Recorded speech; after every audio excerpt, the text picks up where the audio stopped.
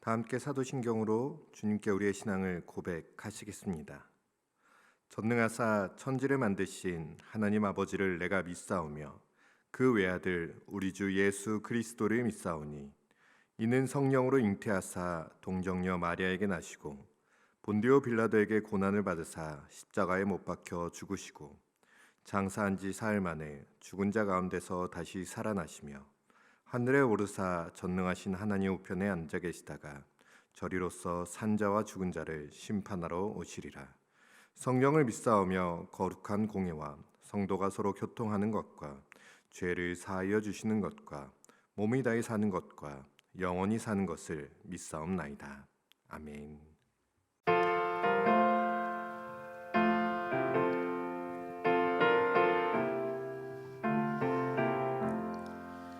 주의 말씀 하는 그날 참 기쁘고 복되도다.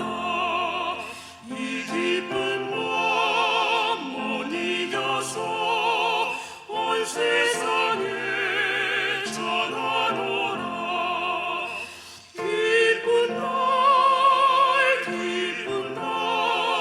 주 나의 죄 씻은 날 늘 깨어서 기도하고 늘 기쁘게 살아가리. 기쁜 날 주 나의 죄 다 씻은 날 이 좋은 날 내 천한 몸 새 사람이 되었으니 이 몸과 마음 다 바쳐서 영광의 주를 섬기리. 기쁜 날 주 나의 죄 다 씻은 날 늘 깨어서 기도하고 늘 기쁘게 살아가리. 기쁜 날 주 나의 죄 다 씻은 날 새 사람 된 그날부터 평안한 마음 늘 있어서 이 복된 말 전하느니 나의 몸은 삼았도다. 기쁜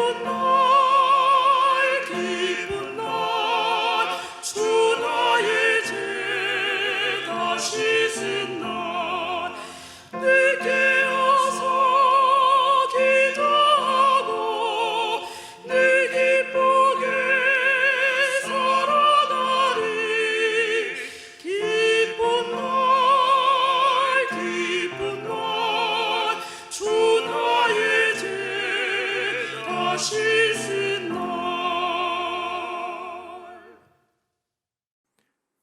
오늘 함께 읽으실 성경 말씀은 에스라 7장 11절에서 28절까지 말씀입니다. 여호와의 계명의 말씀과 이스라엘에게 주신 율례 학자요 학자 겸 제사장인 에스라에게 아닥사스다 왕이 내린 조서의 초보는 아래와 같으니라.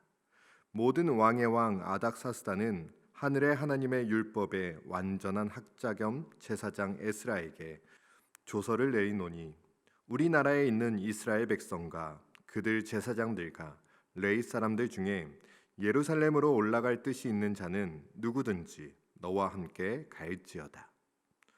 너는 내 손에 있는 내 하나님의 율법을 따라 유다와 예루살렘의 형편을 살피기 위하여 왕과 7 자문관의 보냄을 받았으니 왕과 자문관들이 예루살렘에 거하시는 이스라엘 하나님께 성심으로 드리는 은금을 가져가고 또 내가 바벨론 온 도에서 얻을 모든 은금과 및 백성과 제사장들이 예루살렘에 있는 그들의 하나님의 성전을 위하여 기쁘게 드릴 예물을 가져다가 그들의 돈으로 숫송아지와 순양과 어린 양과 그 소재와 그 전제의 물품을 신속히 사서 예루살렘 내 하나님의 성전 제단 위에 드리고 그 나머지 은금은 너와 너의 형제가 좋게 여기는 일에 너희 하나님의 뜻을 따라 쓰일지며 내 하나님의 성전에서 섬기는 일을 위하여 내게 준 그릇은 예루살렘 하나님 앞에 드리고 그 외에도 내 하나님의 성전에 쓸 것이 있어서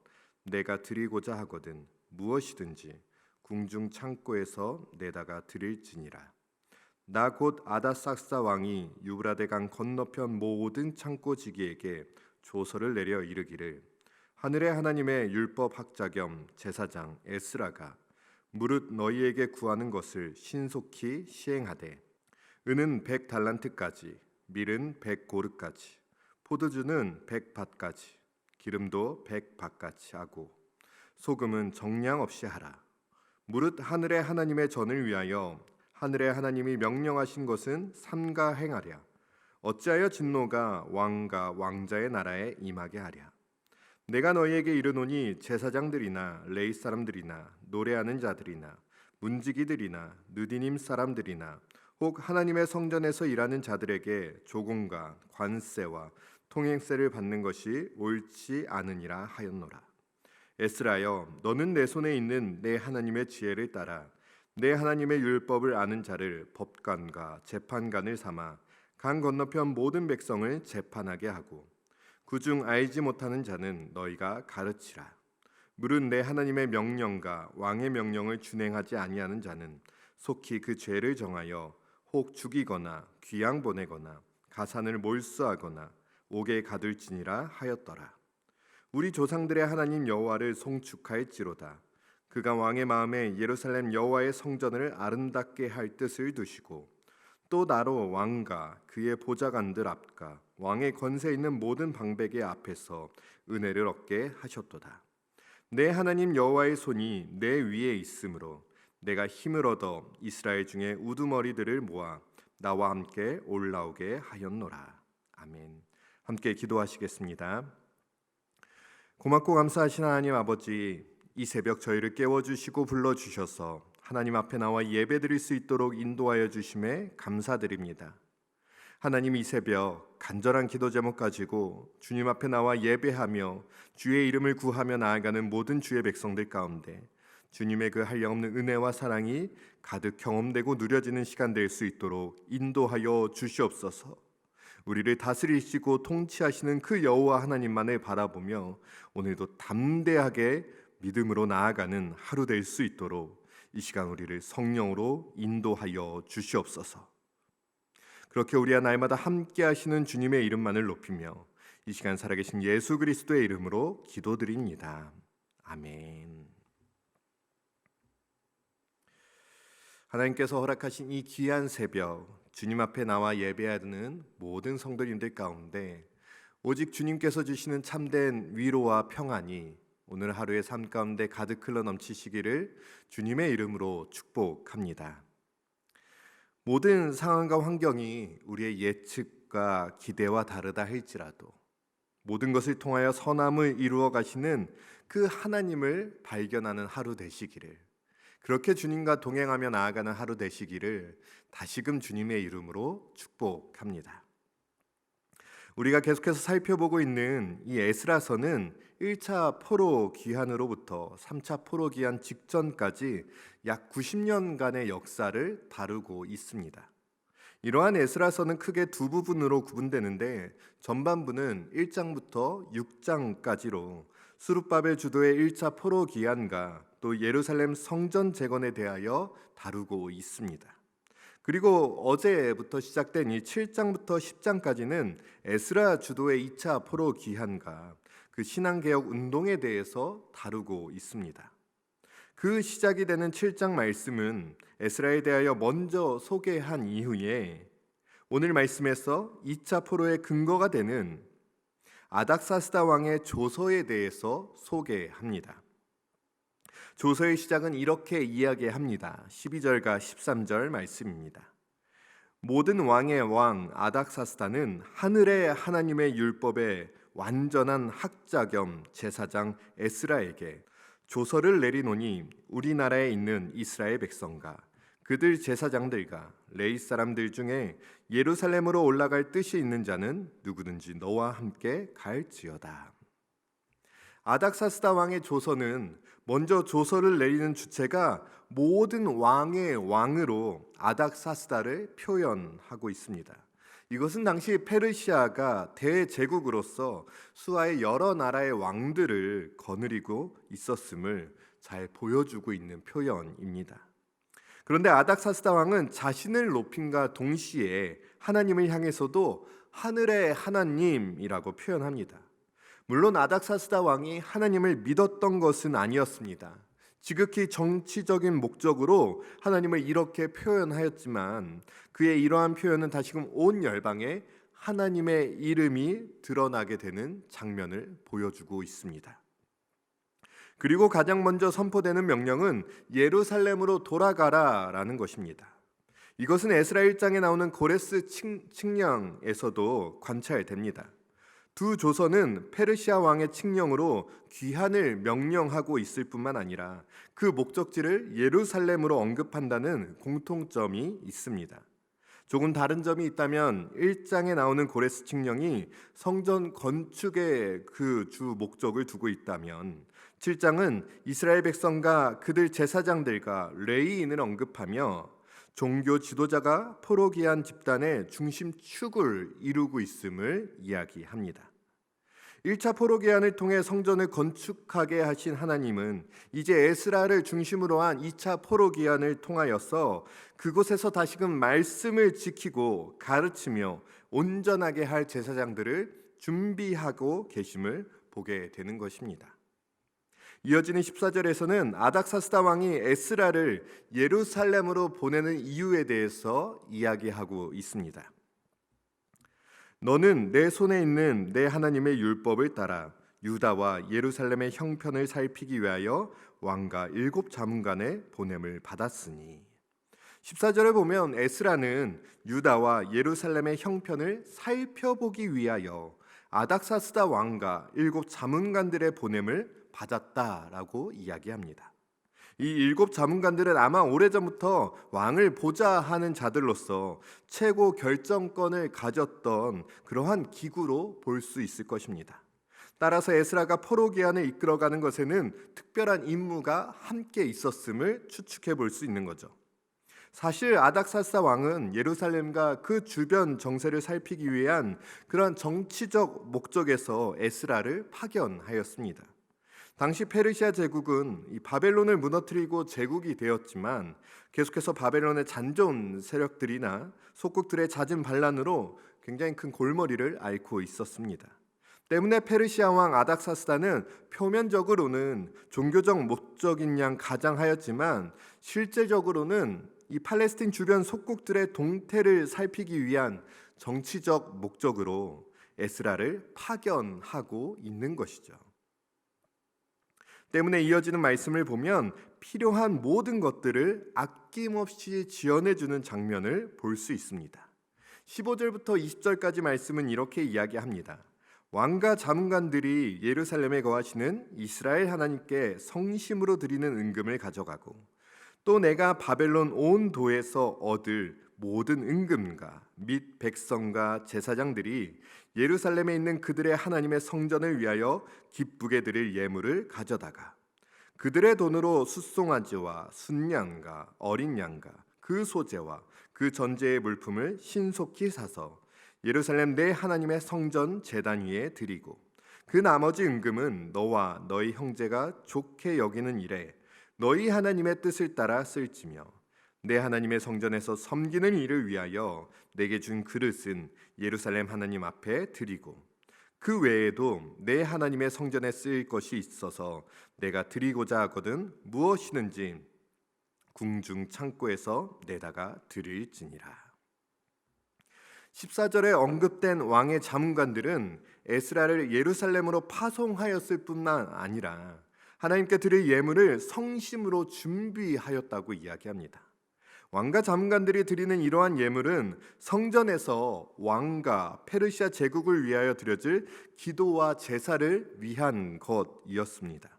또한 하나님께서 자신들을 위해 기도해 달라는 이 신앙적 모습 외에도 귀환하는 유대인들과 좋은 관계를 맺어서 이 계속되는 불안전한 정세 가운데 확실한 우군을 세우고자 했던 정치적 이유도 있었던 것이죠.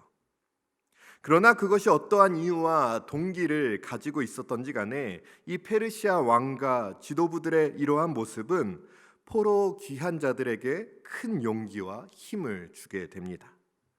때때로 하나님께서는 이방의 권세자들을 통하여서 이스라엘 백성들을 징계하시기도 하셨습니다. 그러나 때로는 하나님은 그들을 통해서 하나님의 자녀들을 위로하기도 하심을 우리는 성경을 통해서 함께 확인할 수 있는 것이죠. 놀라운 것은 그들은 모두 자신들의 이익과 유익을 위해 전략을 가지고 움직이고 있지만 이 모든 것이 하나님의 통치와 계획하신 가운데 운영되고 있음을 성경은 이야기하고 있다는 것입니다. 페르시아가 주체인 것 같고 페르시아가 그 모든 것을 쥐고 있는 것 같고 거기에 힘이 없는 이스라엘이 끌려가고 있는 것만 같지만 사실은 그 페르시아를 흔드시며 주관하시는 분이 여호와 하나님이심을 우리는 이 포로 귀환의 이야기를 통해 발견할 수 있게 되는 것입니다. 그리고 여기에서 그치지 않고 21절과 22절 말씀은 이렇게 이야기합니다. 나 곧 아닥사스다 왕이 유브라데 강 건너편 모든 창고지기에게 조서를 내려 이르기를 하늘의 하나님의 율법학자 겸 제사장 에스라가 물은 너희에게 구하는 것을 신속히 시행하되 은은 100달란트까지 밀은 100고르까지 포도주는 100밭까지 기름도 100밭까지 하고 소금은 정량 없이 하라. 21절부터 이어지는 말씀은 이 에스라에게 내린 조서가 원활하게 이루어지도록 강 서편의 모든 창고지기들에게 이야기하는 것입니다. 이들은 아마 국가가 거두어들인 세금을 보관하거나 지출하는 일을 맡았던 관리들을 지칭하는 것이라 볼 수 있습니다. 아닥사스다 왕이 팔레스틴이나 다른 어떤 특정 지역에 있는 창고지기들만이 아니라 강서편에 있었던 모든 지역의 창고지기들에게 에스라를 전적으로 지원해야 한다고 조서를 내렸음을 알리고 있는 것이죠. 이러한 조서를 통해 에스라는 각 지역의 창고지기들에게 예루살렘에 무사히 도착할 때까지 필요한 식량과 물품을 지원받을 수 있었으며 또한 예루살렘에 도착한 이후에도 성전에서 드리는 제사에 필요한 제물을 제공받을 수 있는 권리를 갖게 되었습니다. 은과 밀과 포도주와 기름을 지원받으며 심지어 소금은 기록하거나 계산하지 말고 요구하는 대로 모두 내어주라고 이야기하고 있습니다. 실제로 이 아닥사스다 왕이 에스라에게 조서를 내린 시점은 페르시아 제국으로서는 큰 위기를 극복해야만 하는 상황이었습니다. 왜냐하면 페르시아의 지배 아래 있었던 애굽이 아덴과 합세하여 반란을 일으키고 애굽 지역에 있었던 페르시아인들을 모두 쫓아내었기 때문입니다. 아닥사스다 왕 제5년이었던 BC 460년에 일어난 이 반란 사건은 458년까지 지속되었고 지금 우리가 함께 살펴보고 있는 이 조서는 458년 애굽의 반란을 평정하러 가는 상황에서 에스라에게 내려진 그러한 조서였습니다. 그러니까 조금 전에 말씀드렸던 것과 같이 아닥사스다 왕에게는 믿을 만한 우군이 필요하였습니다. 그리고 그 대상인 에스라에게 전폭적인 지원을 하며 귀환할 수 있도록 도와주었던 것이었습니다. 그리고 에스라는 이 모든 것을 놀랍게 역사하고 계시는 그 하나님을 찬양하고 있습니다. 27절과 28절 말씀입니다. 우리 조상들의 하나님 여호와를 송축할지로다. 그가 왕의 마음에 예루살렘 여호와의 성전을 아름답게 할 뜻을 두시고 또 나로 왕과 그의 보좌관들 앞과 왕의 건세 있는 모든 방백의 앞에서 은혜를 얻게 하셨도다. 내 하나님 여호와의 손이 내 위에 있으므로 내가 힘을 얻어 이스라엘 중에 우두머리들을 모아 나와 함께 올라오게 하였노라. 오늘 우리의 삶을 무너뜨리는 대적은 누구입니까? 여전히 해결되지 않은 문제와 어려움은 무엇이십니까? 해결되지 않는 아픔과 어려움 속에서 마치 하나님이 보이지 않는 것 같은 그러한 상황과 환경들 속에서도 여전히 내 하나님 여호와의 손이 내 위에 있으므로 주께 힘을 얻어 나아가게 하신 그 에스라의 고백이 오늘 함께 예배하는 우리 모두의 삶의 고백이 되기를 주님의 이름으로 축복합니다. 에스라와 함께 하셨던 그 하나님, 모든 세계의 정사를 주관하셨던 그 하나님께서 오늘도 우리와 함께 하십니다. 오늘도 여전히 하나님이 주인 되십니다. 아멘. 함께 주기도문 하시겠습니다. 하늘에 계신 우리 아버지여, 이름이 거룩히 여김을 받으시오며 나라가 임하시오며 뜻이 하늘에서 이루어진 것 같이 땅에서도 이루어지이다.